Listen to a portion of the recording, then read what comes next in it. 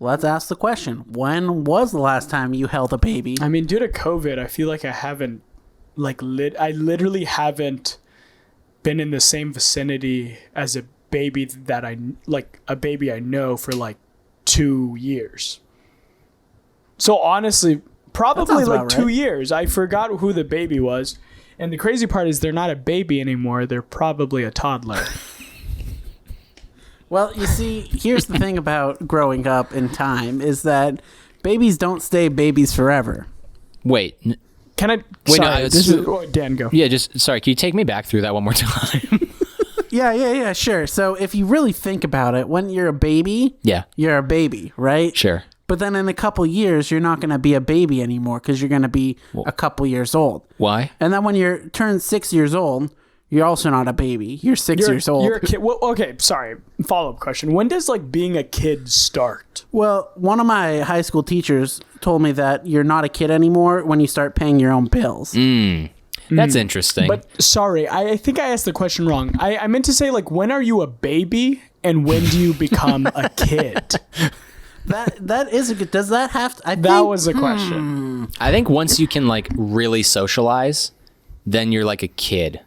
Because babies can play with each other, I guess. But when you're 3-ish, maybe I would say, 4 maybe, and then you're a kid. Yeah, because then you're going on play dates with little baby kids also. Right. I would say once you can talk. And talk decently. Okay, cool. Well, count me out. When you start reading, I suppose. If kindergarten-ish, first grade area. Yeah, That's when you're a kid. I would say A preschool. little earlier preschool? than that. Yeah. Okay. Interesting. And then you're a baby when you're just nothing. When you just can't. Yeah. But I wouldn't call a 3-year-old a baby. No. toddler. A baby is a baby. That's like a toddler. Yeah, that's a toddler. So you have to go baby, toddler, then kid. Baby, toddler, kid, teen, preteen, teenager, fuck up. And then you die after that. That's it. There's no one who's over the age of 19 alive on the planet. Oh, there's that new show on FX that's coming out. I think it's called Y, The Last Man or something like that. And it's just about one, it's in the future, there's just one dude left and it's all women. I think I've seen And that. Barry Keoghan. Oh, is it Y chromosome? Yeah. Okay. FX. Not like the question. Have you guys started watching Reservation Dogs yet? I've not. I've been meaning to. I'm very excited for Reservation Dogs. Our guy's in it. Zahn McClarnon is in it. Whoa, shit. From Fargo. Hell yeah.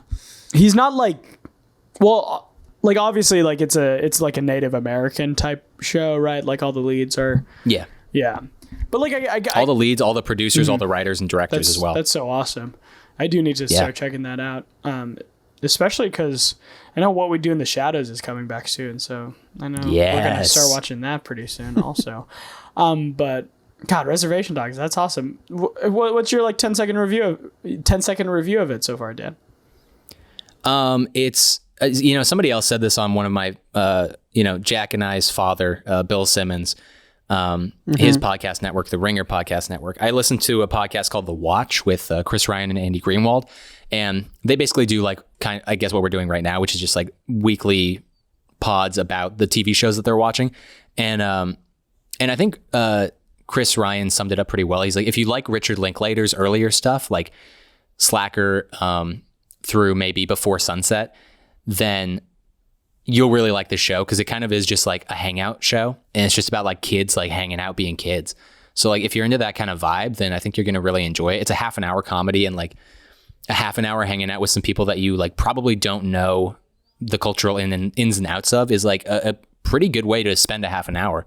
Comedically, it does sort of feel in tone with a lot of Taika Waititi stuff because he's a producer on it. Love it's Taika. I would say it's a combo between Hunt for the Wilder People and early Richard Linklater movies. Interesting. Which is a weird combo, but yeah, that's kind of the vibe. I mean, I really love Hunt for the Wilder People. So good movie.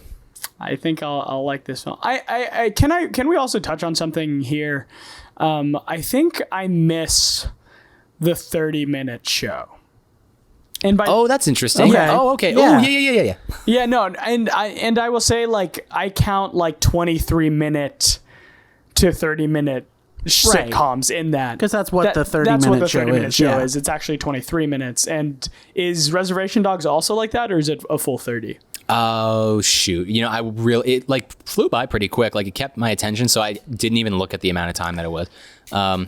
I want to say it's probably 27 minutes or something, though. Which is, yeah. I mean, like, I feel like, since this might be completely wrong, but for my money, I feel like I haven't regularly watched a 30-minute sitcom since, like, Community. And that's like 5-6 years old now. But like, I feel like there's just something really impressive about having a full beginning, middle, end story within 30 minutes. Because like, I know a lot of movies have a beginning, middle, and end. Maybe every movie has a beginning, middle, and end. Sure. But sometimes they take 2.5 hours to get there. And I just hate that sometimes. You know, it's cool to have something so condensed. And I think that's what Community does really well. It does these genre pieces, and they wrap it up in 30 minutes. Sometimes they have like 2-parters, but for the most part, they really get like a Jeff and Britta story and an Annie Abed story within 30 minutes. And I feel like this is a mini Community review too. I feel like it didn't slow down with season 6, even though season 6 had 30-minute episodes, while the rest of the series was 22, 23-minute. I think season 6 of Community is very underrated. I really like that season. For sitcoms specifically, like, the economy of storytelling is really enjoyable. Like, it feels like a good use of 30 minutes when, like, you get a full story out of it, you get a full meal out of it. And sometimes that's why, like, a 3-hour movie is so unsatisfying, because, like, it doesn't feel like a full meal. Like, you're getting the meal, but it's like spread out over so much time that it's like, God, this was not worth it. But like with a 30-minute sitcom, like a 23-minute sitcom, an episode of How I Met Your Mother or Community or Roseanne or whatever show you want to talk about. Yeah. Like, it's... I realized What We Do in the Shadows is a show that I do watch. That is 30 minutes. Sorry. Yeah. I mean, What We Do in the Shadows is so I good, 100% agree with what you were saying. As previously mentioned in the canon of this podcast, I don't typically enjoy movies except for like The King of Staten Island, which I'll just throw that into every podcast now. Yeah. But like, I lost my train of thought, but I enjoy like a 30-minute piece because like I get like the whole meal, like, and I don't like... I lost my train of thought and it really annoyed me there. I just started thinking about The King of Staten Island. No, it's no worries. No, I totally understand what, like, it's we have been talking about meals a lot, but like, Hungry. I think, you know, when it's like 11 p.m. and you really want to like a sitcom's like In and Out. It's like so fucking good. Comparatively though, to you know, I'm not gonna wait in a restaurant that's like 5 stars that the food's probably good. Like this place I went to in LA the other day, like this place is phenomenal, but the food took a little long. Oh, maybe don't shout it out then. I don't know. The thing is, it was great, and we only like sat at the bar and got drinks, and like it's like right across the street from my work. Well, shout it out then. It's called Gigi's. It's a very nice place. It's very good.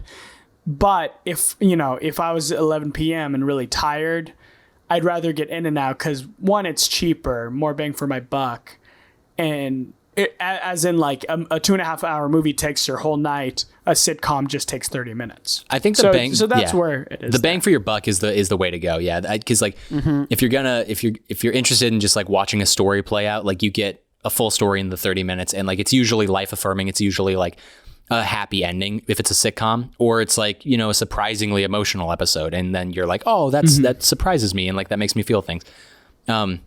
I want to step it back because it feels like I'm being super effusive with my praise of sitcoms. I don't love sitcoms at all, but I do like the 30-minute show. I do like because I think more things should be 30 minutes, especially for comedies specifically. Like dramas, I can usually stomach a full hour, no problem.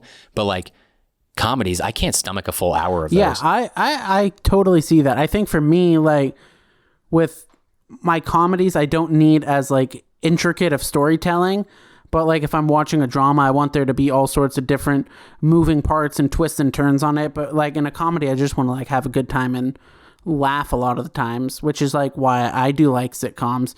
You know, I don't know if I've talked about this on this podcast, but I love me some Frasier. It is one of my favorite shows of all time. I'll just watch it before I go to bed.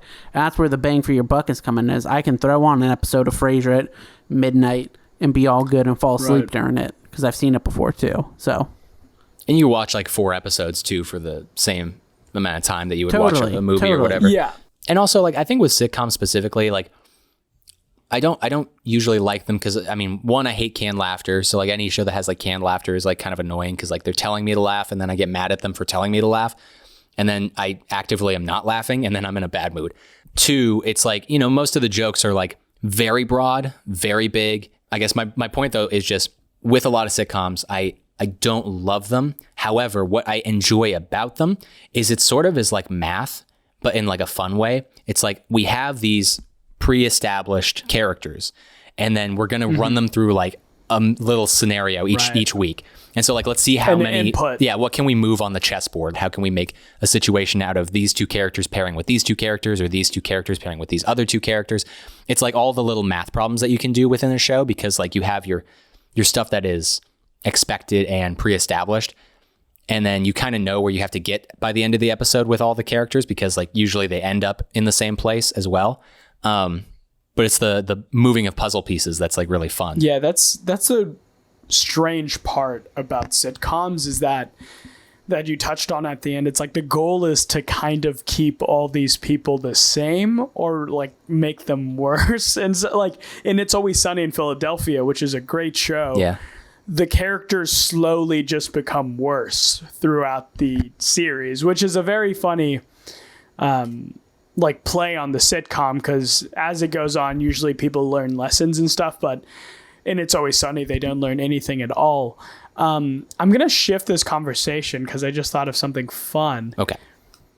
What do we think about a 30-minute drama series? Say, I was thinking Bojack Horseman.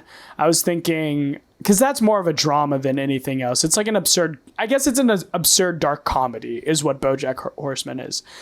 But also a teacher, right? You watched that, Dan. A Teacher is a 30-minute drama. And for some reason, I feel like there's not a lot of 30-minute dramas. Most dramas are an hour long. Whether it's like Breaking Bad or Mad Men or any other show on AMC, it's going to be like an hour long. And I wonder why that is. Is it because, like, I mean, obviously, I think the obvious reason is that, like, it's kind of more of a narrative piece and it tries to focus more on character development. And, like, you need an hour for that and you can't just get that in 30 minutes. But then you get stuff like A Teacher and Bojack Horseman that does the character stuff. Like, again, I haven't seen A Teacher, but for Bojack Horseman, it does the character stuff, like, super well. But it's only 30 minutes. I think so. I'm glad we're switching it to drama as well, because I think the goal of the comedy, or like the thing that you have to do with a sitcom specifically, which is what makes, you know, the great sitcoms and the bad ones, is like your job when you first start a sitcom is to get a plate spinning in the air. If you can successfully do that, you've hooked the audience and they'll come back next week. Then for 9 more seasons, you have to keep those plates spinning. And like, they can look like they're going to fall, but like they have to functionally just stay spinning. And like, that's satisfying. A 30-minute comedy is satisfying because like it's a simple trick, you know, it's spinning a plate in the air for 30 minutes. Not to say the comedy is easy. Obviously that's not the case. But with a drama, I'll speak to A Teacher specifically. I left each episode of A Teacher being like, this was largely unsatisfying as a single episode experience, like watching it week to week. But when the whole piece was formed, it was a good story. It was an enjoyable show, and I thought it was a really good show. And it was a heavy subject matter, so like an hour would probably be a bit too brooding and a bit too like gross, because that particular show, like they're trying to put you in the mind space of somebody that's sexually assaulting a student of theirs. And so like to be in that headspace for too long is daunting. And so 30 minutes makes it, you know, it's not an enjoyable experience if it's 30 minutes or 60 minutes, but like 30 minutes is just more manageable. Like you can allow yourself to empathize with that character and to sympathize with that character in various ways for 30 minutes as opposed to 60 minutes. I think if you're going 30 minutes, you have to have some, like that was a good point about A Teacher. I never thought of that in that way. And I've never seen A Teacher, so I can't really speak to exactly what you're talking about, but that makes sense. It's such like a heavy subject. And I think that's similar with Jack. We watched some of this show. I still have to finish it, but I May Destroy You. Is that what it's called? Yeah. I only saw like 2 episodes of it, I think. I just didn't get around to... Was that 30 minutes? It might have been. I think it might have been like 30 and change. Yeah, because I think that is also dealing with a very heavy subject. And even watching the episodes I did, I think I'm about halfway through the season. It was, like you were saying with a teacher, the subject matter is so dense that like you're exhausted after like 15 minutes. And just going through that... So like, I guess what I'm trying to say is like, if it's like a heavy-handed subject, like not that we're like epitomizing like TV right now, but just to get it in our heads right now, I think Bojack Horseman and Wilfred are 2 dramedies that have the 30-minute structure well, and then A Teacher and I May Destroy You are dramas that are so dense they need less time because they add so much with just what the material they already have, which is interesting. And then some stuff like Mad Men or Breaking Bad is longer because, like, again, it's like a narrative. You're trying to find little changes in people. But with, you know, two examples, two different things. One, like Breaking Bad is it's a great drama. It's one of my favorite shows of all time. It is like largely a genre piece though. And so like, I think you can get away with doing a full hour. You could even do an hour and a half. Like you could do Game of Thrones for an hour and a half, some episodes, you know, you could do a long ass Game of Thrones episode. Cause like it's so genre heavy and specific genres lend themselves to being structurally a little bit longer because like you can do more things in it. I mean, because when I tune in for an episode of Breaking Bad, I want to spend some time with Walter Jr. and with Skyler, and I want to see what's going on with them. I want to spend some time with Hank, and I want to spend some time with Walt, obviously, and with Jesse. And so, like, there's a lot of characters, and there's Todd. A lot of and there's a lot of people, or a lot of different. There's more plates again in the air. There's like different plates. There's some ceramic plates. Exactly. There's some other plates. And just with there's paper plates, like, you know, fine china plates, plastic plates, plastics plates. TV for the longest time has essentially been to serve as like a hangout spot, you know, because like that's why we like sitcoms. That's why we like long running dramas, is because like we want to hang out with these characters over a long period of time. And so it sort of is, even if it's a drama, it is sort of about enjoyment, you know, getting something that you're enjoying out of the show. Whereas movies have the privilege of being like 2 hours, they can be dark and they can be dour. And so I guess like the thing I'm just bringing up is like, what is it that you want out of television versus movies? Cause like, I'm realizing that with television, as much as I love some of these dramas, I do want to enjoy myself. No, I totally feel that. Like I want to feel like connected to the characters that I'm watching in a TV show. And for some reason, I don't always like feel that same need for like a movie I'm watching.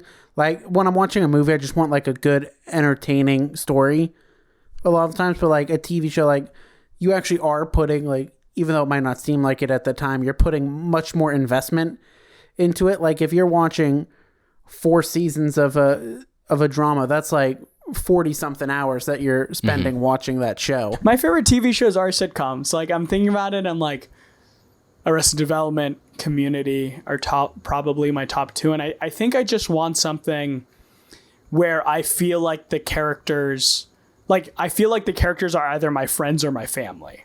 Like it's similar when I go back to a family reunion and I'm like, oh, none of these motherfuckers have changed at all. It's just the same old bullshit. But that's like kind of what is endearing about sitcom characters. And I feel the same way about What We Do in the Shadows, which is slowly... I had a rule. It's a stupid rule, but in middle school or high school, I made the rule for myself, like a TV show can't be on my favorites list if it hasn't had 3 seasons yet. Oh, interesting. So like that's a very middle school like film show, kid. Yeah, it is. Yeah. And I think it's kind of right. Like obviously, like I think Freaks and Geeks is a great show, but it only got 1 season. Like that's why I'm like, What We Do in the Shadows season 3. As soon as that comes out, boom. And also I remember this is sweet, but in high school when we first started watching Fargo, Dan, I was like, Fargo's going to be on my list as soon as season 3 comes out. And when season 3 came out, I was like, yes, this is great.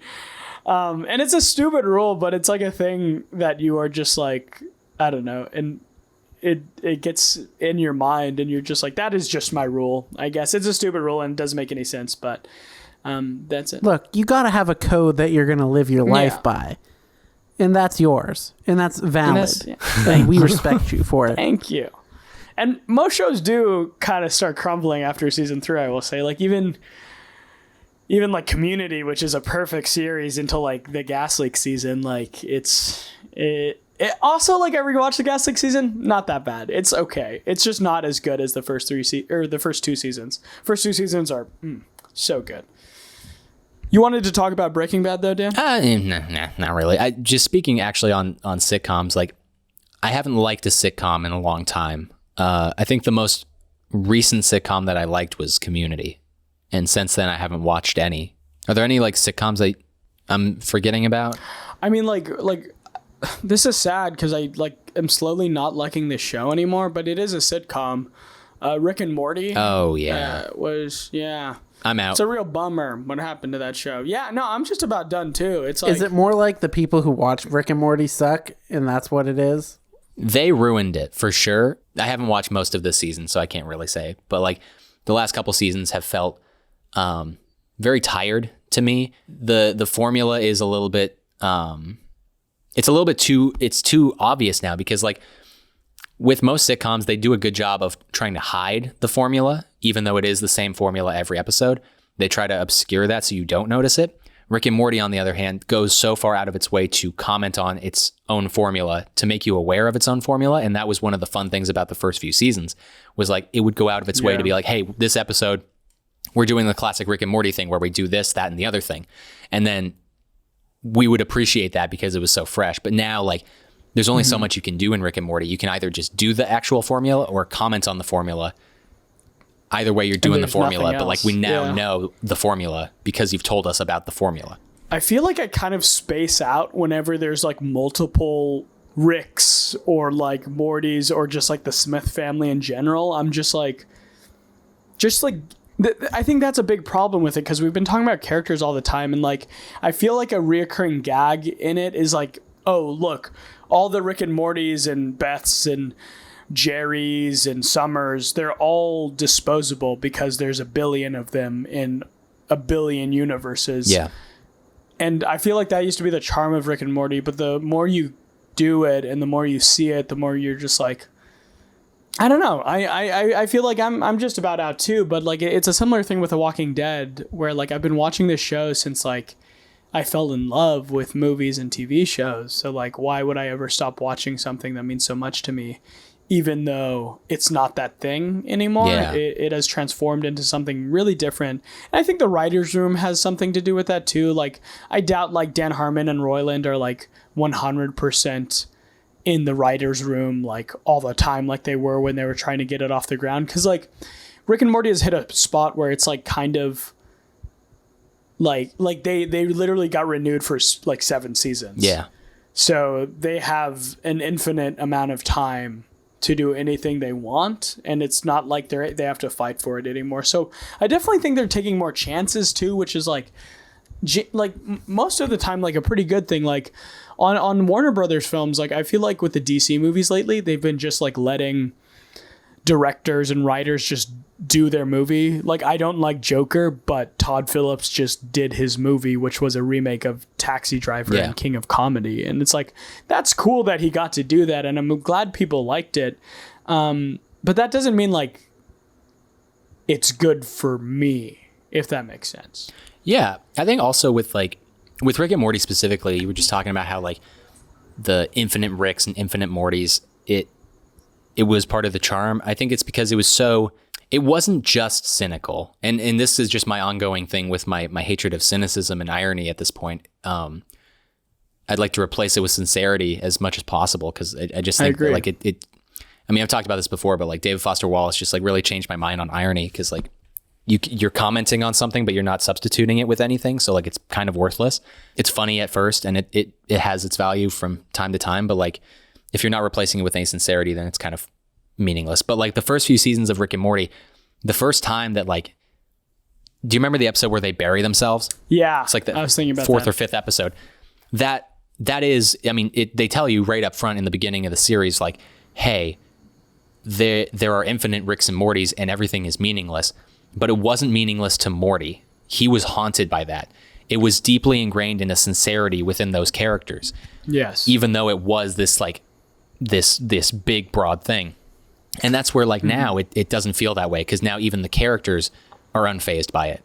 And so I'm unfazed by it. Yes. That's what's the issue. I that's a huge issue for the series too, because I feel like the more cynical Morty gets, the more detached like you become to the family, because he's the conduit character. He's our eyes. Like we come into the show through him, and then when he experiences something that's strange and weird because his grandpa is a scientist, it's like, oh, we're with him in that moment. But now, he's becoming unfazed and we're becoming detached. That's a very good way of putting it.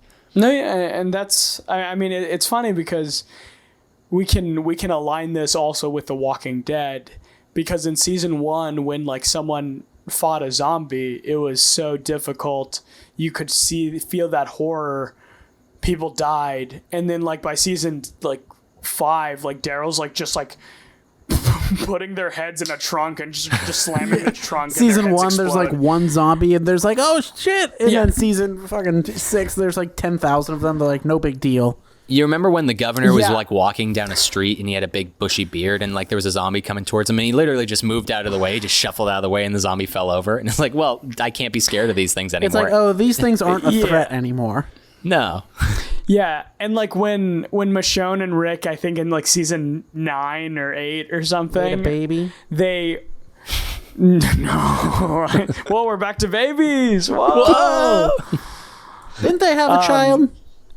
They did. Yes, they did. RJ, right? Yeah. RJ's the name. That's a good name. That's a good name for Rick's kid, I think. Top 5 baby names for Rick Grimes and Michonne's child. Number 1, Carl Jr. Carl's Jr. No, but That's so stupid. They're not named after Carl's his Jr. first son. Named after the restaurant. After when Rick and Michonne, Rick and Morty. Whoa. No, they were both in a car. They were in separate cars, and they had a big wire in between the two cars. Yeah. And they like went like this, and then they killed like 1,000 zombies. Yep. That was fucking stupid. And that's how we'll get rid of the whole herd. We'll just cut them in half with a wire. Like, remember in season 2 when they're like, a herd's coming for the farm and there's nothing we can do about it? And then like, sorry, and this is my last thing, because like Dan and I and Jack, like we all watched The Walking Dead for so fucking long. We were also fucking passionate about it. And this was the difference between the comic series and the TV show. The TV show, they just kill herds of zombies. In the comics, they like learn how to like maneuver them and stuff. And it's like an evolution of a zombie apocalypse. But like in the show, they just do shit. And I understand that building sets are expensive. And to have like, to show every little thing about how like Eugene learns how to make bread and stuff like that would be like taxing and like not worth the money. But that was the cool part about the comics. It's like you evolved with them and they created a new world because that's what they had to do. Yeah, and then the show just happens in the off season. That's funny. That's it's true. Like, well, we built we built a whole community now. Like, good to see everyone again. We built 3 communities. Anyways. Actually. They're all separate. Also, there's a guy with a tiger now. There's a guy with a tiger now. I think, Tyler, to your point, one of the broader points that you were getting at was like the idea of heightening stakes in a show. Because like The Walking Dead is so, I mean, it's always been high stakes because it's life or death. And like, especially when you're with characters that you care about, those are really high stakes. But like it was like 1 zombie. It was 5 zombies. It was 10 zombies. It was not a lot of zombies. They had to put guts on themselves so that they could get through a crowd of zombies. You know, small stuff like that. And then by the time that they take a wire between 2 cars and mow down 1,000 zombies, it's like we've gone too far.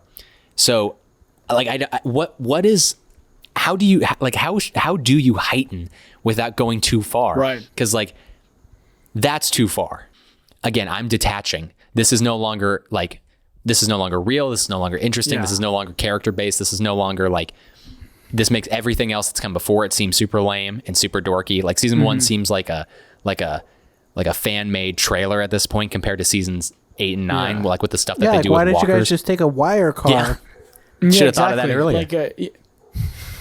But like I think it'd be like little things. Like if someone thought of doing that, be like, oh no, but remember in season 1 when you couldn't drive through like 4 zombies, like the car gets stuck immediately. Like that's like the thing is, I think the big miss for the show in general, and like I think again, The Walking Dead, no one watches it, so it doesn't matter what I say, I guess. But it used to be such a beloved series, and I think the reason the comics stayed beloved was because even though there was threats of like the governor, there were threats of Negan, the zombies still managed to be mostly scary. Like, it was this thing about evolution I called, like, they still managed to figure out ways to, like, you know, move herds and stuff. But, like, when Alpha shows Rick in the comic books the ocean of zombies they have, it doesn't feel meaningless because Rick is shocked by it. And he realizes, like, yes, like, Alpha is a human, but the main threat is still like all these zombies. And in the show, I feel like the zombies just stopped being scary, and I think that became when they just started making them like a punchline. And I think this happens with most things where you just like, where like literally jokes in The Walking Dead would be like, Daryl is about to die, but then he slams a trunk into a zombie's head and it explodes, and you're like, oh, it's fine, he's safe, he's fine. But like to genuinely like keep up this scariness is, and again, it's such a difficult thing to do, especially in a show that just goes on forever. But again, it's just like you hold your cards close to your chest and you don't release it until you absolutely need to. It's kind of why I think the White Walkers were super scary in Game of Thrones until they showed them off fully. So I think a good way to do it is to... this is an interesting point I think I'm making.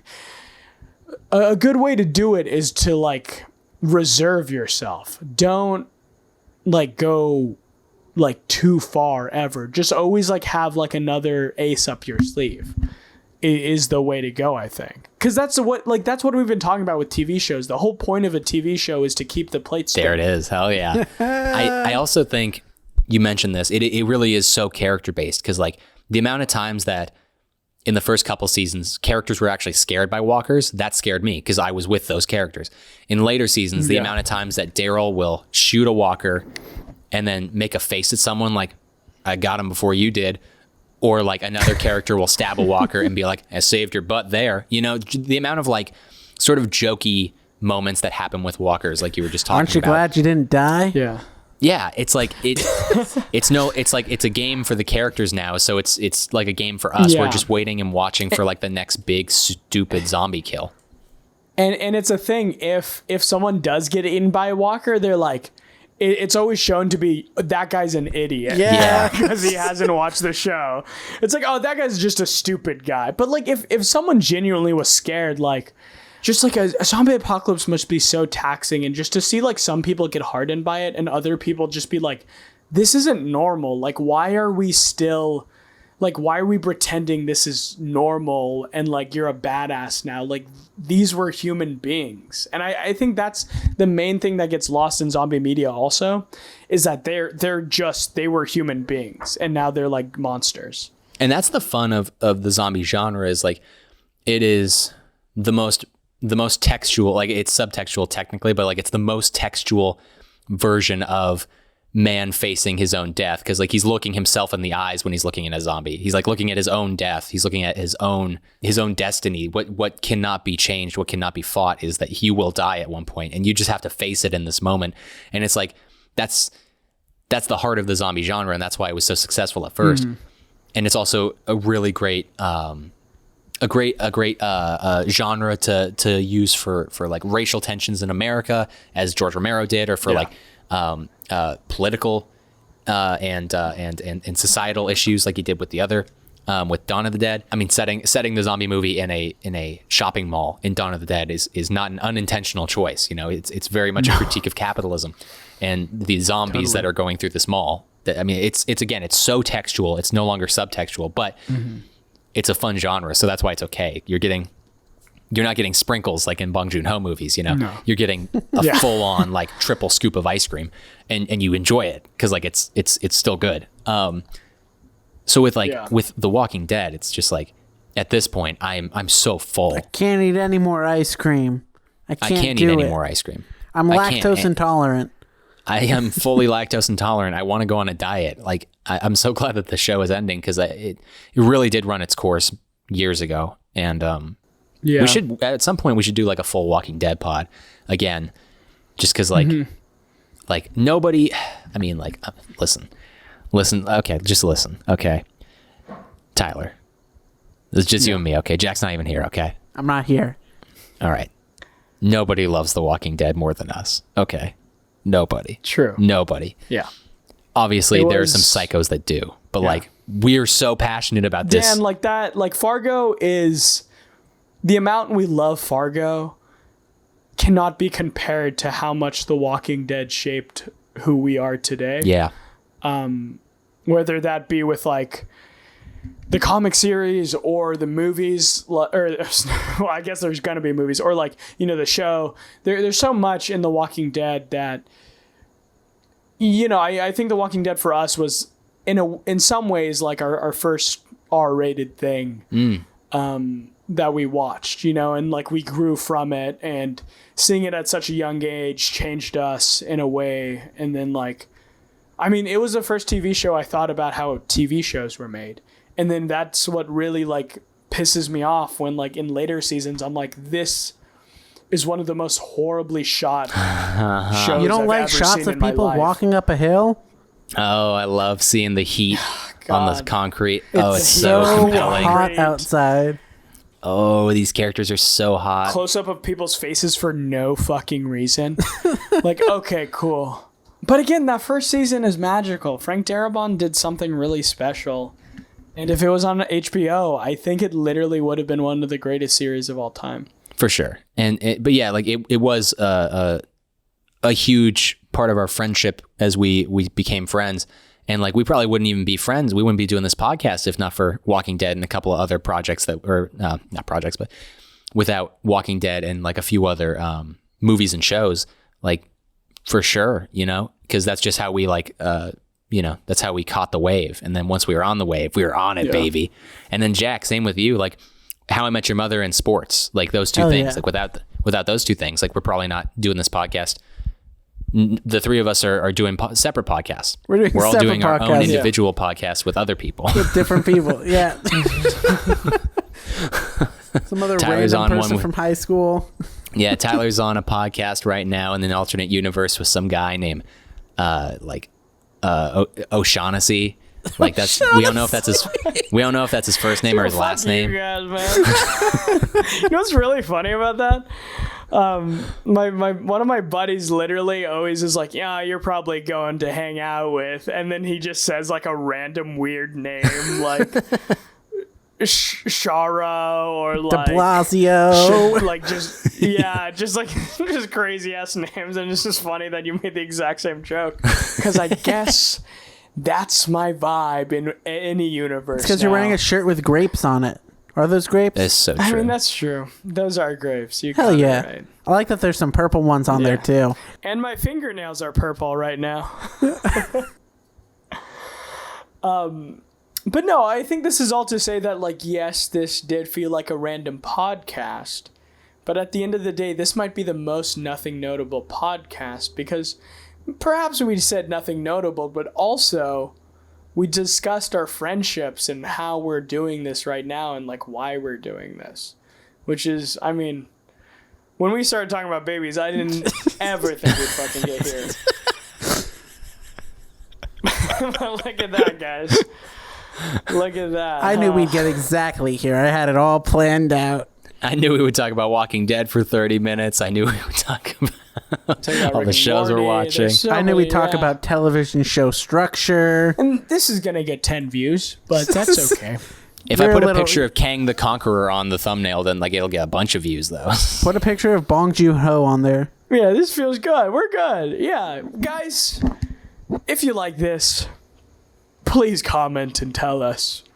It'll make it so much easier to do podcasts in the future if you like this. If you like this one where we just sit around and talk, that'd be great. About things we talk about. Right. That'd be awesome. If you enjoy friendship simulators, then this is the podcast for you. If you want to make our job easier by liking this so we don't have to plan out podcasts to do. Maybe we'll just call this Parasite review number 2. Watch it. Please watch this one Parasite, also. Suicide Squad, Bong Joon-ho. Yeah. But this has been the Nothing Notable podcast. I've been Tyler. I've been Jack. I've been Daniel. And thank you so much for listening to us ramble. Bye. Respect. Mr. Park. Classic. Awesome.